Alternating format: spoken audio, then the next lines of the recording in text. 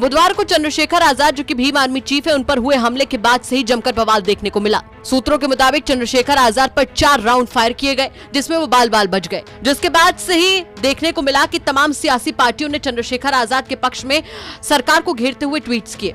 चंद्रशेखर आजाद ने भी कल अपना एक वीडियो जारी करके शांति बनाए रखने की अपील की थी, जिसके बाद बृहस्पतिवार को चंद्रशेखर आजाद की तरफ से एक ट्वीट किया गया। इस ट्वीट में चंद्रशेखर आजाद ने लिखा कि कल घात लगाकर मेरे ऊपर किए गए जानलेवा हमले की निंदा करने और मेरे प्रति संवेदना प्रकट करने वाले मित्रों, नेताओं व शुभ चिंतकों का दिल से आभार प्रकट करता हूं। कल की तरह की घटना आज भले ही मेरे साथ घटी है, लेकिन आगे किसी भी समय ऐसी घटनाएं किसी भी दूसरी राजनीतिक पार्टियों के प्रमुखों और उनके समर्थकों के साथ घट सकती हैं। इसकी 2 वजह हैं।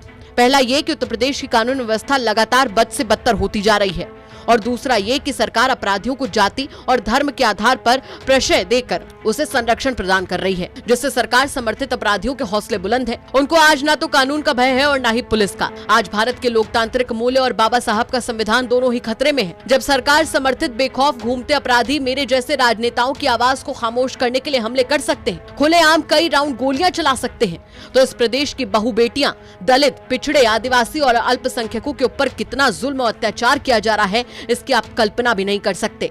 सत्ता के नशे में लोग इतने पागल हो गए हैं कि अपने विरुद्ध उठने वाली आवाजों को मिटा देने पर तुले हैं। पहले ये लोग इसके लिए ईडी, सीबीआई और इनकम टैक्स अधिकारियों का दुरुपयोग किया करते थे, फिर फेक पुलिस एनकाउंटर करवाने लगे, और अब तो विपक्षी नेताओं को खत्म करने के लिए सरकार समर्थित अपराधी सीधे बंदूक गोलियों से हमले करने लग गए हैं। वो भूल रहे हैं कि भारतवर्ष का इतिहास हमारे पूर्वजों की कुर्बानियों से भरा पड़ा है। वो भूल रहे हैं कि आज भी हमारा बहुजन समाज बिना डरे सीमाओं पर अपनी जान देकर इस देश की रक्षा में जुटा हुआ है। मैं भी उसी समाज का एक हिस्सा हूँ।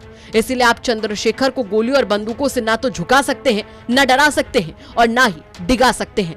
मेरा 56 इंच का सीना असली है, नकली नहीं। मेरे ऊपर हुआ जानलेवा हमला सरकार की विफलता है, क्योंकि प्रदेश की जनता की सुरक्षा सरकार की जिम्मेदारी होती है, और मैं भी प्रदेश का एक जिम्मेदार नागरिक हूँ। बीजेपी राज्य में बेखौफ अपराधियों को संरक्षण देने की नैतिक जिम्मेदारी स्वीकारते हुए मुख्यमंत्री जी को तत्काल प्रभाव से त्याग पत्र दे देना चाहिए। चंद्रशेखर आजाद ने अपने ट्वीट में सरकार पर तो हमला बोला ही, साथ ही मुख्यमंत्री से त्यागपत्र की भी मांग कर ली है। अब देखना होगा कि इस पर बीजेपी का और खास तौर पर सीएम योगी का क्या कुछ जवाब आता है। फिलहाल कानून व्यवस्था के ऊपर तमाम सवाल उठने लाजमी हैं। ब्यूरो रिपोर्ट, यूपी तक।